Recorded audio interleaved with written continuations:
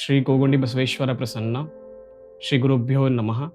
ಓಂ ಆಂಜನೇಯಾಯ ವಿದ್ಮಹೇ ವಾಯುಪುತ್ರಾಯ ಧೀಮಹಿ ತನ್ನೋ ಹನುಮತ್ ಪ್ರಚೋದಯಾತ್. ಓಂ ಶರವಣ ಭವಾಯ ನಮಃ. ನಮಸ್ಕಾರ ಪ್ರಿಯ ವೀಕ್ಷಕರೇ, ಕಾಸ್ಮಿಕ್ ವಾಣಿಗೆ ತಮಗೆಲ್ಲರಿಗೂ ಹೃದಯಪೂರ್ವಕ ಸ್ವಾಗತ ಸುಸ್ವಾಗತ. ಪ್ರಿಯ ವೀಕ್ಷಕರೇ, ಇವತ್ತಿನ ಸಂಚಿಕೆಯ ಟಾಪಿಕ್ ಬಂದ್ಬಿಟ್ಟು ಹೂ am I am this body. ನಾನು ದೇಹ ಅಲ್ಲ, ಮತ್ತೆ ಏನು? ಇಫ್ ಆಧ್ಯಾತ್ಮ is a journey towards self, ಹಾಗಾದರೆ ನಾನು ಯಾರು? ಹೂ ಆಮ್ ಐ? ನನಗೆ ದೇಹ ಇದೆ, ಬಟ್ ನಾನು ಆ ದೇಹ ಅಲ್ಲ. I have the body, but perhaps merely not the body. ಈ ಎಲ್ಲ ಪ್ರಶ್ನೆಗಳಿಗೆ ಉತ್ತರವನ್ನು ಈ ಸಂಚಿಕೆಯ ಕೊನೆಯಲ್ಲಿ ತಿಳಿದುಕೊಳ್ಳೋಣ.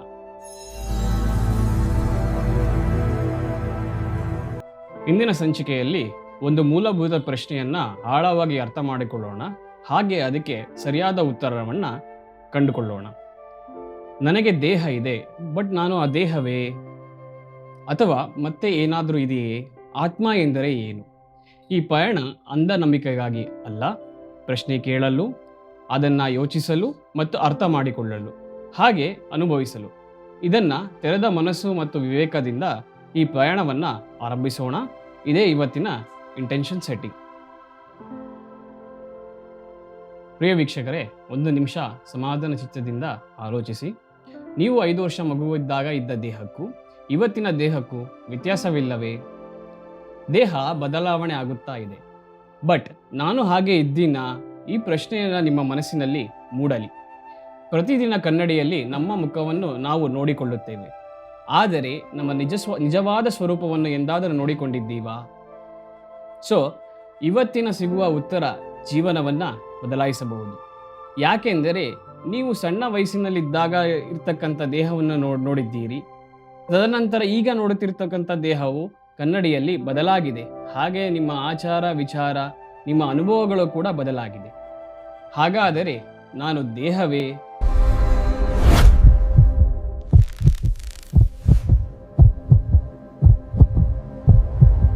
ಹಾಗಾದರೆ ದೇಹ ರಚನೆ ಯಾವ ರೀತಿಯಲ್ಲಿದೆ? ಮುಖ, ಕಣ್ಣು ಎಲ್ಲ ದೃಷ್ಟಿಯನ್ನು ನೋಡಬಹುದು. ಮೂಗು ಸ್ಮೆಲ್ಲನ್ನು ಕಂಡುಹಿಡಿಯಬಹುದು. ಬಾಯಿ ಮಾತಾಡಬಹುದು. ಮುಖ, ಕೂದಲು, ಕುತ್ತಿಗೆ, ಎದೆಯ ಭಾಗ, ಕೈ, ಹೊಟ್ಟೆ, ತೊಡೆ, ಕಾಲು, ಪಾದ, ಹೀಗೆ ಮನುಷ್ಯನ ದೇಹವನ್ನು ರಚನೆಯಾಗಿದೆ. ಅಂದರೆ ನಮ್ಮ ದೇಹವು ಈ ರೀತಿಯಲ್ಲಿ ರಚನೆಯಾಗಿದೆ. ಆದರೆ ಯೋಚನೆ ಮಾಡಿ, ಈ ದೇಹದ ಅಂಗಾಂಗಗಳಲ್ಲಿ ಯಾವ ಅಂಗವು ನೀವಾಗಿದ್ದೀರಿ? ಆಲೋಚಿಸಿ. ಇದಕ್ಕೆಲ್ಲ ಉತ್ತರ ಈ ಸಂಚಿಕೆಯಲ್ಲಿ ದೊರಕಲಿದೆ. ಇವತ್ತಿನ ಸಂಚಿಕೆಯಲ್ಲಿ ಪಾರಂಪರಿಕವಾದ ದೃಷ್ಟಿಕೋನದಿಂದ ಇದನ್ನು ವಿಶ್ಲೇಷಣೆಯನ್ನು ಆರಂಭಿಸೋಣ. ಭಗವದ್ಗೀತೆ ಚಾಪ್ಟರ್ 2 ವರ್ಸ್ 13ನಲ್ಲಿ ಈ ರೀತಿಯಲ್ಲಿ ಕೃಷ್ಣ ಹೇಳುತ್ತಾನೆ, ದೇಹಿನೋಸ್ಮಿನ್ ಯಥಾ ದೇಹೆ ಕುಮಾರಂ ಯುವನಂ ಜರ ತಥಾ ದೇಹಾಂತರ ಪ್ರಾಪ್ತಿರ್ಧಿರಸ್ ತತ್ರ ನಾಮುಯತಿ. ದೇಹಿನೋಸ್ಮಿನ್ ಯಥಾ ದೇಹೆ ಕುಮಾರಂ ಯವನಂ ಜರ. ಅಂದರೆ ದೇಹದಿಂದ ದೇಹಕ್ಕೆ ಆತ್ಮವು ಸಂಚರಿಸುತ್ತದೆ. ಅಂದರೆ ದೇಹದಿಂದ ದೇಹವನ್ನು ಆತ್ಮವು ಬದಲಾಯಿಸುತ್ತದೆ. ಯಾವ ರೀತಿಯಲ್ಲಿ ಎಂದರೆ ಬಾಲ್ಯಾವಸ್ಥೆಯಲ್ಲಿ, ತದನಂತರ ಯೌವನ ಅವಸ್ಥೆಯಲ್ಲಿ, ಕೊನೆಗೆ ವೃದ್ಧಾಪ್ಯಾವಸ್ಥೆಯಲ್ಲಿ ಬಂದು ಸೇರುತ್ತದೆ. ಆದ ನಂತರ ದೇಹವು ಸತ್ತ ನಂತರ ಆತ್ಮವು ಆ ದೇಹದಿಂದ ಸಂಚರಿಸಿ ಇನ್ನೊಂದು ದೇಹದ ಇನ್ನೊಂದು ಆಕಾರಕ್ಕೆ ತೆರಳುತ್ತದೆ. ತಥಾ ದೇಹಾಂತರ ಪ್ರಾಪ್ತಿರ್ಧಿರಸ್ ತತ್ರ ನಾಮುಯತಿ. ಒಂದು ವಸ್ತು ಅಥವಾ ವ್ಯಕ್ತಿ, ಅದಕ್ಕೆ ಆಕಾರ ಇಲ್ಲ, ಅದು ನಿರಾಕಾರ, ಹಾಗೆ ಅದೊಂದು ಬೆಳಕು. ಅದು ಎಂದೂ ಬದಲಾಗದೇ ಇರತಕ್ಕಂಥದ್ದು. ಕೇವಲ ದೇಹದಿಂದ ದೇಹಕ್ಕೆ ಮಾತ್ರ ಆತ್ಮ ಸಂಚರಿಸುತ್ತದೆ, ದೇಹ ಬದಲಾಗುತ್ತದೆ, ಆದರೆ ಆತ್ಮ ಬದಲಾಗುವುದಿಲ್ಲ. Just as the embodied soul continuously passes in this body from boyhood to youth to old age, the soul similarly passes into another body at death. A sober person is not bewildered by such a change. ಹಾಗಾದರೆ ಕೃಷ್ಣ ಯಾವ ರೀತಿಯಲ್ಲಿ ಇದನ್ನು ವಿಶ್ಲೇಷಣೆಯನ್ನು ಕೊಡುತ್ತಾನೆಂದರೆ, ದೇಹವು ನಿರಂತರವಾಗಿ ಬದಲಾಗುತ್ತಾ ಹೋಗುತ್ತದೆ. ಒಂದು ದೇಹದಿಂದ ಮತ್ತೊಂದು ದೇಹಕ್ಕೆ, ಬಾಲ್ಯಾವಸ್ಥೆಯಿಂದ ಪ್ರೌಢಾವಸ್ಥೆ, ಪ್ರೌಢಾವಸ್ಥೆಯಿಂದ ವೃದ್ಧಾಪ್ಯಾವಸ್ಥೆಗೆ ತೆರಳುತ್ತದೆ. ಆದರೆ ಆ ದೇಹದಲ್ಲಿ ಸಂಚರಿಸುವಂಥ ಒಂದು ಆತ್ಮವು ನಿರಂತರವಾಗಿರುತ್ತದೆ ಹಾಗೂ ಬದಲಾಗದೇ ಇರುತ್ತದೆ ಎಂದು ಭಗವದ್ಗೀತೆಯಲ್ಲಿ ಕೃಷ್ಣ ಹೇಳುತ್ತಾನೆ. ಅದೇ ರೀತಿಯಲ್ಲಿ ಉಪನಿಷತ್ ಕೂಡ ಅದನ್ನೇ ಸ್ಪಷ್ಟವಾಗಿ ಹೇಳುತ್ತದೆ. ಬೃಹದಾರಣ್ಯಕ ಉಪನಿಷತ್ತಲ್ಲಿ ಇದೇ ವಿಚಾರವನ್ನು ತಿಳಿಸುತ್ತದೆ. ಆತ್ಮವು ಒಂದು ದೇಹವನ್ನು ಬದಲಾಯಿಸಿದ ಹಾಗೆ ಮತ್ತೊಂದು ದೇಹಕ್ಕೆ ಸಂಚರಿಸುತ್ತದೆ. ಅದು ಡಿಪೆಂಡ್ ಅಪಾನ್ ಇಟ್ಸ್ ಆಕ್ಷನ್, ಅದನ್ನು ಕರ್ಮದ ಆಧಾರದ ಮೇಲೆ ಎಂದು ಹೇಳುತ್ತದೆ. ಹಾಗಾದರೆ ನಮ್ಮ ಸನಾತನ ಧರ್ಮ ಉಪನಿಷತ್ ಹೇಳಿರ್ತಕ್ಕಂಥ ಈ ವಿಚಾರವನ್ನು ಬಹಳ ಸರಳವಾಗಿ ಸೂಕ್ಷ್ಮವಾಗಿ ಅರ್ಥ ಮಾಡಿಕೊಳ್ಳೋಣ. ಇದಕ್ಕೆ ಒಂದು ಎಕ್ಸಾಂಪಲನ್ನು ಕೊಡ್ತೇನೆ. ಚಿನ್ನ ಭೂಮಿಯಲ್ಲಿ ಸಿಗುತ್ತೆ, ಅದನ್ನು ಹೆಕ್ಕಿ ತಂದು ಅದನ್ನು ಗೋಲ್ಡ್ ಸ್ಮಿತ್ ಏನು ಮಾಡುತ್ತಾನೆ, ಶೋಧಿಸಿ ಅದನ್ನು ಕರಗಿಸಿ ತದನಂತರ ಅದನ್ನು ಗೋಲ್ಡ್ ಬಿಸ್ಕೆಟ್ ಆಗಿ ಮಾಡ್ತಾನೆ. ಆ ಗೋಲ್ಡ್ ಬಿಸ್ಕೆಟ್ನ ಮತ್ತೇನು ಮಾಡ್ತಾನೆ, ತಗೊಂಡು ಅದನ್ನು ಬೆಂಡ್ ಮಾಡ್ತಾನೆ, ಅದನ್ನು ಒಂದು ಶೇಪ್ ಕೊಡ್ತಾನೆ, ಅದಕ್ಕೊಂದು ಆಕಾರವನ್ನು ಕೊಡ್ತಾನೆ, ಅದಕ್ಕೊಂದು ರೂಪ ಕೊಡ್ತಾನೆ, ಅದಕ್ಕೊಂದು ವಿನ್ಯಾಸ ಕೊಡ್ತಾನೆ. ತದನಂತರ ಅದೊಂದು ನೆಕ್ಲೆಸ್ಸು, ಒಂದು ಮೂಗ್ಬೊಟ್ಟು, ಒಂದು ಕಿವಿ ಓಲೆಯೋ ಆಗಿ ಅದು ಅವನ ಅಂಗಡಿಯಲ್ಲಿ ಶೋಕೇಸ್ ಆಗಿ ಇಡ್ತಾನೆ. ನೀವು ಅದನ್ನು ನೋಡಿ ಏನು ಮಾಡ್ತೀರಾ, ಚೆನ್ನಾಗಿದೆ ಡಿಸೈನ್ ಅಂತ ಹೇಳಿ ತೊಗೊತೀರಾ. ತದನಂತರ ಏನು ಮಾಡ್ತೀರಾ, ಧರಿಸ್ತೀರಾ. ಆಮೇಲೆ ಉಪಯೋಗಿಸಿದ ನಂತರ ಮಾರುವ ಹೊತ್ತಲ್ಲಿ ಅದೇ ಬಂಗಾರವನ್ನು ತಗೊಂಡು ಮತ್ತೆ ಆ ಬಂಗಾರದ ಅಂಗಡಿಯನಿಗೆ ಕೊಡ್ತೀರಾ. ಆ ಬಂಗಾರದ ಅಂಗಡಿಯವನು ಏನು ಮಾಡ್ತಾನೆ, ಆ ರೂಪ ಅದೇ ವಿನ್ಯಾಸವನ್ನು ಮತ್ತೆ ಕರಗಿಸಿ ವೇಸ್ಟೇಜನ್ನು ತೆಗೆದು ಅದನ್ನು ಮತ್ತೆ ಗೋಲ್ಡ್ ಬಿಸ್ಕೆಟಾಗಿ ಕನ್ವರ್ಟ್ ಮಾಡಿ ಹಾಗೆ ಇರಿಸುತ್ತಾನೆ. ತದನಂತರ ಮತ್ತೊಂದು ರೀತಿಯ ವಿನ್ಯಾಸವನ್ನು ಬದಲಾಯಿಸಿ ಮತ್ತೆ ಪುನಃ ನಿರ್ಮಾಣ ಮಾಡುತ್ತಾನೆ. ಈ ಎಕ್ಸಾಂಪಲ್ನಿಂದ ನೀವೇನು ತಿಳ್ಕೋಬೇಕು ಅಂತಂದರೆ, ಇದನ್ನು ಸೇಮ್ ನಿಮ್ಮ ಜೀವನಕ್ಕೆ ಅಳವಡಿಸಿ.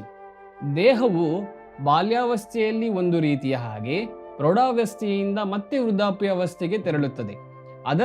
ಅದರಲ್ಲಿ ನೀವು ಕೂಡ ಸಂಚರಿಸಿ, ಅಂದರೆ ಆತ್ಮವು ಸಂಚರಿಸಿ ಅನುಭವದ ಮೂಲಕ ಬದಲಾಗುತ್ತಾ ಹೋಗುತ್ತದೆ. ಆ ದೇಹವು ಸತ್ತ ನಂತರ ಆತ್ಮವು ಆ ದೇಹವನ್ನು ಬಿಟ್ಟು ಮತ್ತೊಂದು ದೇಹಕ್ಕೆ ರೂಪಾಂತರಗೊಳ್ಳುತ್ತದೆ. ಆ ದೇಹವು ಮತ್ತೆ ಈ ಭೂಮಿಯಲ್ಲಿ ಸೃಷ್ಟಿಯಾಗುತ್ತದೆ ಕರ್ಮದ ಆಧಾರದ ಮೂಲಕ. ನೀವು ಮಾಡಿರ್ತಕ್ಕಂತಹ ಪಾಪ ಪುಣ್ಯ ಫಲಗಳ ಆಧಾರದ ಮೇಲೆ ಪಾಪಯೋನಿಯಲ್ಲೋ ಪುಣ್ಯಯೋನಿಯಲ್ಲೋ ಜನಿಸುತ್ತೀರಿ. ಇದೇ ಸನಾತನ ಧರ್ಮವು ಒಂದು ಹುಟ್ಟು ಸಾವಿನ ಬಗ್ಗೆ ತಿಳಿಸ್ತಕ್ಕಂಥದ್ದು.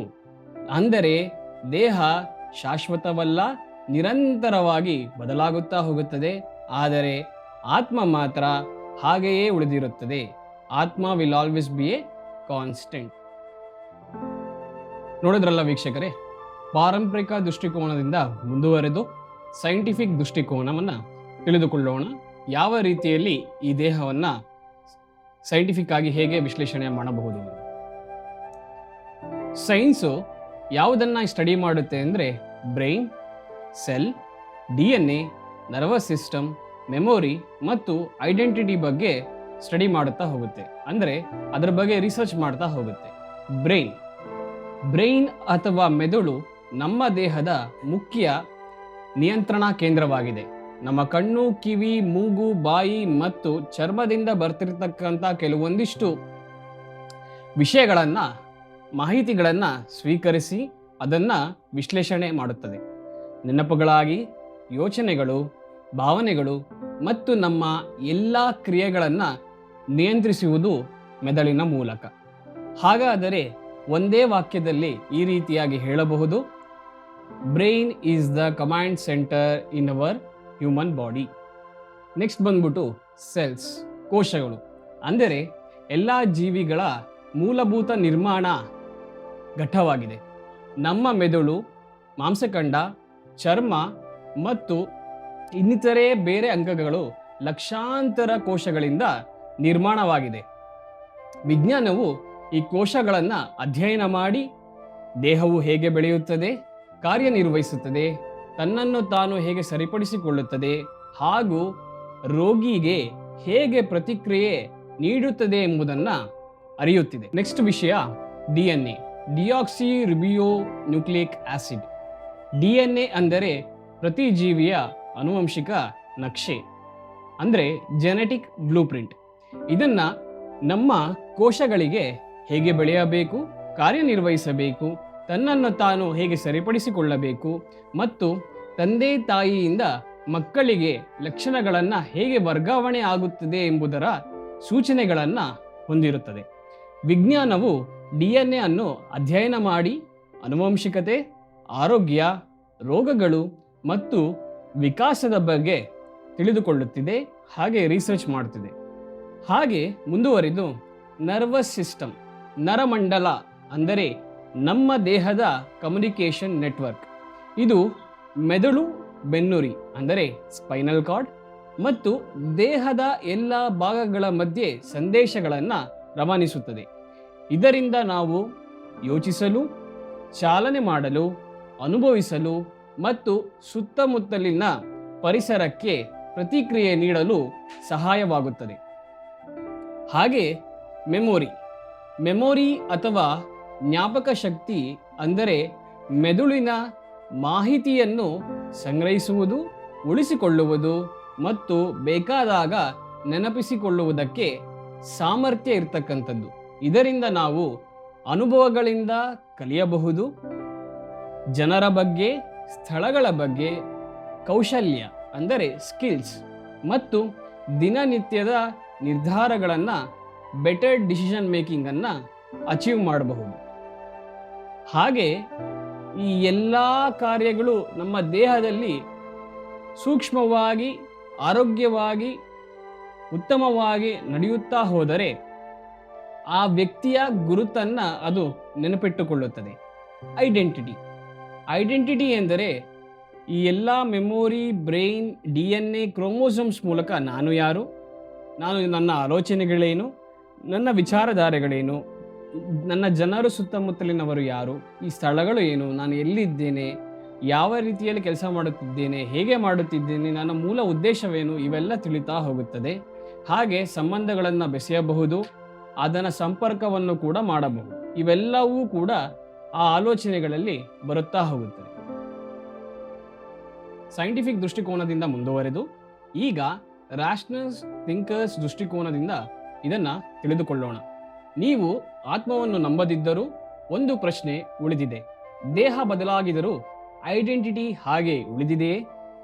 Identity is continuously changing. ನಾನು ಎಂಬುದು ನಿರಂತರವಾಗಿ ಬದಲಾಗುತ್ತಿದೆ.